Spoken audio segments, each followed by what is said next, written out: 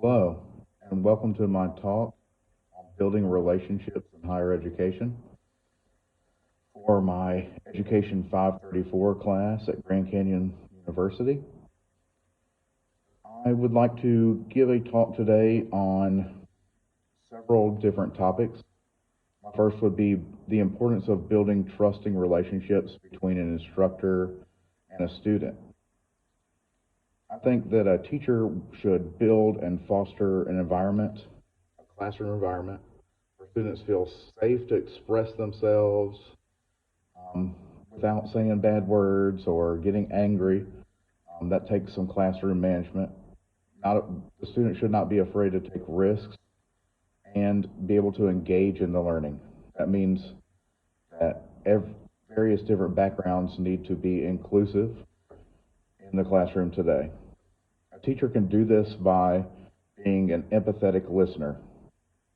I feel that leaders should listen without immediately responding. Many times, a teacher or just in regular passing conversation, one tends to jump ahead and want to fill in the blank for a student or someone you're talking to and just fill that dead space. But that dead space is where learning actually happens. To build a trusting relationship in the classroom means that you're trying to enhance communication and collaboration, not shut it down. That includes having mutual respect for the students. They can have something to teach you, you can have something to teach them. You're just facilitating their learning more or less. And I think that that will increase academic success for the student, um, allowing them to explore and reflect on their own accomplishments and achievements and work their way through a learning experience, um, which I'll get more into in a few minutes. An educator should build relationships based on ethics.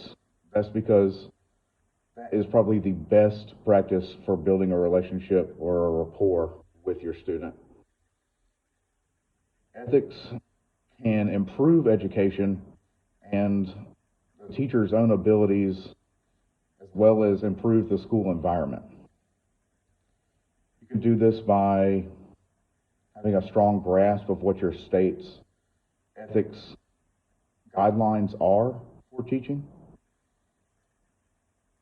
A teacher can build relationships and rapport with learners by showing genuine interest in their academic growth and even parts of their personal life. A teacher can build relationships by understanding them from your background knowledge you're building and building an individualized learning plan and being able to accommodate their ups and downs in life, including having some sort of alternative classwork at times. A teacher can build relationships with their learners by encouraging collaboration with their classmates and the teacher and just offering an open environment. The overall learning needs and interests of adult learners can be taken into account by giving surveys or gathering feedback in other non-formal ways. And that would include in things like getting information about their backgrounds, their goals, or their experiences they've had previously in life. Also having a strong framework of, for instance, experiential learning in your classroom, encouraging self-reflection, goal setting, that's going to empower the learner and allow them to come to their own conclusions instead of just stuffing information into their brain. Teachers can also do this by providing resources and supports that are individually tailored to that learner. Also important is addressing student viewpoints that differ from your own.